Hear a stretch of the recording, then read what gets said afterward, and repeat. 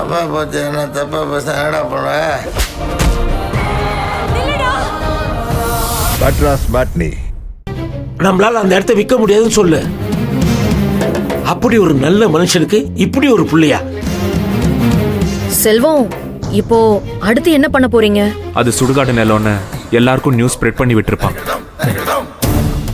ஆனா லாயர் வெளியாளுங்க யாரையாவது பிடிக்கலான்னு சொல்லியிருக்காரு. இன்னும் சில புரோக்கர்ஸ் கிட்டயும் சொல்லி வைக்கிறேன்னு சொல்லியிருக்காரு. லாயர் பார்த்து பாருன்னு நாங்களும் அமைதியா இருக்க போறதில்ல. அது உண்மையிலேயே சுடுகாட்டு நிலம் கிடையாது. அதனால அஸ்வினோட சதியை மீறி நம்மளால அந்த இடத்த விற்க முடியும். எனக்கு அந்த நம்பிக்கை இருக்கு. மாமா, உங்களுக்கு தெரிஞ்ச ஆளுங்க இல்லைன்னா புரோக்கர்ஸ் கிட்டயாவது சொல்லி வைங்க. நம்ம ஆளுக்கு ஒரு பக்கம் முயற்சி பண்ணா கண்டிப்பா ஒரு நல்ல பார்ட்டி வருவாங்க. நம்ம தெருவுலயே 2-3 புரோக்கர் இருக்காங்க. மளிகை கடை, காய்கறி கடைன்னு நான் எல்லார்கிட்டயும் சொல்லி வைக்கிறேம்மா. நான் பாபு கிட்டயும் ஒரு வார்த்தை சொல்லி வைக்கிறேன்ப்பா. ஆனாலும் இந்த அஸ்வினுக்கு எவ்வளவு கெட்டடம் பாரு. அவனால இன்னும் எவ்வளவு கஷ்டம் அனுபவிக்க போறோம் தெரியலையே. மாமா, அவன் செய்யறது செய்யட்டும். பொறுத்து போலான்னு நாம ஒன்னும் ஒதுங்கி போக வேண்டாம். அவன் எந்த ரூபத்துல தடுத்தாலும் நமக்கு சேர வேண்டியதை அடையாம நான் கண்டிப்பா ஓய மாட்டேன். அத்தை, நீங்க ஒண்ணு கவலைப்படாதீங்க. நமக்கு வர வேண்டியது கண்டிப்பா நமக்கு வந்து சேரும்.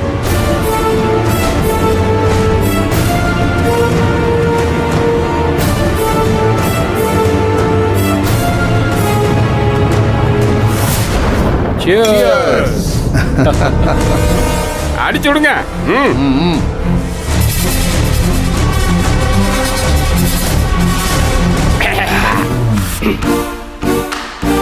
தம்பி, நீங்க பெரிய மூலக்காரன் தம்பி. அந்த இடத்துல எலும்பு கூட புதைக்கணும்னு எப்படி உங்களுக்கு ஐடியா வந்துச்சு? எப்படி வந்துச்சு? நல்லது நடக்க போற இடத்துல ஒரு கெட்டது நடந்தா எப்படி இருக்கும்னு யோசிச்சேன். ஐடியா வந்துருச்சு. பூமி பூஜையை போட மண்ணை தோண்டுவாங்க. அங்க எலும்பு கூடு இருந்தா நேர்ல பேயவே பார்த்த மாதிரி அலறி ஓட மாட்டாங்க. அப்படிதான் இடத்த வாங்க வந்தவங்கள ஓட விட்டேன். அது மட்டும் இல்ல, ஃபைனல் டச்சா நானே மகா முன்னாடி போய் நின்னேன். மகா ஃபேஸ பார்க்கணுமே. அப்புறம் என்னாச்சு? இடத்த வித்து காட்டுறேன்னு அந்த அம்மா என்கிட்ட சவால் விட்டுருக்காங்க. சவால் விட்டா என்ன மீறி வித்துற முடியுமா என்ன? அதானே, நீங்க யாரு? எக்ஸ் இன்ஸ்பெக்டரையே உங்க ரைட் ஹேண்டா வச்சிருக்கீங்களே. ஆனா கேசவா, அவங்க நம்ம இடத்துக்குள்ளேயே பூந்து வக்கீல தூக்கிட்டு போயிட்டாங்களே, அதுக்கு நீ சரியான பதில் கொடுத்துருக்க வேண்டாமா? மறுபடியும் அந்த கிழவனை தூக்குறது பெரிய விஷயமா என்ன? ஆனா அஸ்வின் சார் அதுக்கு உத்தரவு கொடுக்கலையே. நம்ம டார்கெட் வக்கீல் கிடையாது, அந்த இடம். இனி அதை விற்க விடக்கூடாது. மகாவே சோர்ந்து போய் இந்த இடமும் வேணாம், இதால கிடைக்கிற பணமும் வேணான்னு விட்டுட்டு ஓடணும். அதுக்கப்புறம் ராஜசேகரோட நேரடி வாரிசு நான் சொல்லி இந்த இடத்தை எனக்கு சொந்தமாக்கிக்கணும்.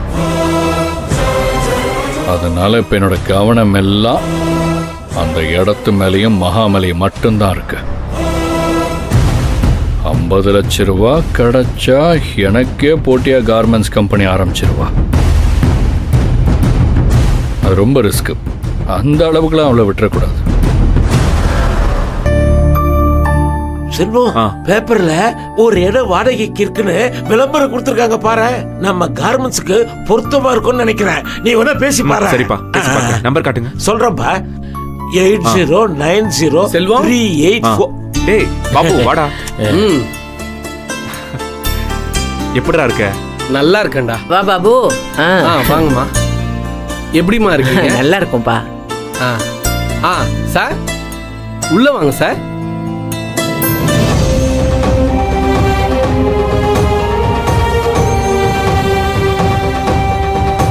சார் பேரு முருகானந்தம். இடம் வாங்கி விற்கிறதெல்லாம் பெரிய லெவல்ல பண்ணிட்டு இருக்காரு. நம்ம கோவூர் இடத்த பத்தி சொன்னேன். சுடுகாட்டு இடம்னு தப்பா வதந்தி கலப்பியிருக்காங்கன்னு சொன்னேன். சார் அதெல்லாம் ஒன்றும் பிரச்சனை இல்லை, நான் பார்த்துக்கிறேன்னு சொல்லிட்டாரு. உங்களை நேர்ல பார்த்து பேசிக்கலாம்னு சொன்னாரு. அதான் சாரை கூப்பிட்டு வந்தேன். Hello sir. வாங்க உட்காரு. வாங்க உட்காரு. வாங்க வாங்க உட்காரு சார் வாங்க சார் உட்காரு. உட்காரு. பாபு நீ உட்காரு. ஆ. டேய் செல்வம், இடத்துக்கு நம்ம ரேட் என்னன்னு சொல்டா. 1 crore 20 lakhs எக்ஸ்பெக்ட் பண்றோம் சார். ஒரு 5-10 லட்சம் வேணா குறைச்சிக்கலாம்னு லாயர் சொல்லியிருக்காரு. பாபு சார் சொன்னதும் அந்த இடத்தோட மார்க்கெட் ரேட்லாம் விசாரிச்சிட்டேன். ஆனா நீங்க எதிர்பார்க்கிற ரேட்லாம் போல. போகலாம், ஆனா இன்னும் ஒரு 5-10 வருஷம் ஆகும். ஆனா பாபு சார் உடனே வித்தாகணும்னு சொன்னாரு. அதனால தான் நானே நேர்ல வந்தேன். ஆமா சார், உடனே வித்தாகணும்.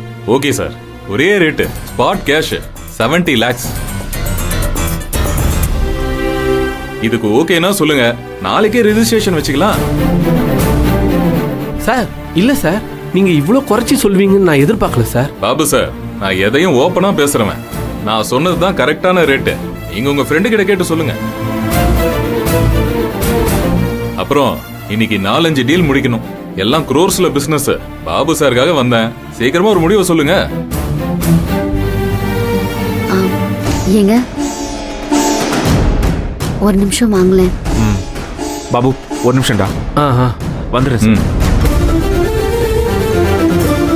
அம்மா அப்பா நீங்களும் வாங்க.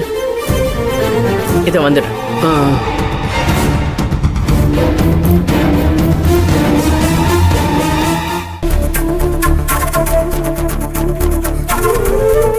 எனக்கு என்னமோ ஒரு நல்ல சான்ஸ் நம்மள தேடி வந்திருக்கோன்னு தோணுது. அஸ்வினோட சேட்டையெல்லாம் இவர்கிட்ட செல்லுபடி ஆகாதுன்னு நினைக்கிறேன். உடனே ரிஜிஸ்டர் பண்ணிடலான்னு சொல்றேன். நெட் கேஷ் கொடுத்துருன்னு சொல்றேன். எனக்கு என்னமோ இவரை விட்டுட வேண்டாம்னு தோணுது. நம்ம சரின்னு சொல்லிடலாமா? நாம சொல்ற ரேட்டுக்கும் இவர் சொல்ற ரேட்டுக்கும் சம்பந்தமே இல்லாம இருக்க. பாதிக்கு பாதி கேட்டா எப்படி கொடுக்க முடியும்? அப்பா அது என்ன நம்மளோட இடமா? இன்னும் நாள் கணக்கா வச்சுக்கிட்டு விக்கலாங்கிறதுக்கு? அஸ்வின் அது எனக்கு சேர வேண்டிய இடம்னு கோர்ட்ல ஸ்டே ஆர்டர் வாங்கிட்டான்னு வச்சுக்கோங்க, அவ்வளவுதான். சிவில் கேஸ் காலத்துக்கும் முடியாது, நமக்கும் பணம் வந்து சேராது. அப்படியா சொல்ற? அப்படின்னா இடத்தை இந்த ஆள்கிட்ட வித்துடலாம். அம்மா அப்படி வித்தா ஆசிரமத்துக்கு 20 லட்சம் தான்மா போய் சேரும். அது எப்படிம்மா ஏத்துக்க முடியும்? ஓ, நமக்கு 50 லட்சம் வந்துருது இல்ல?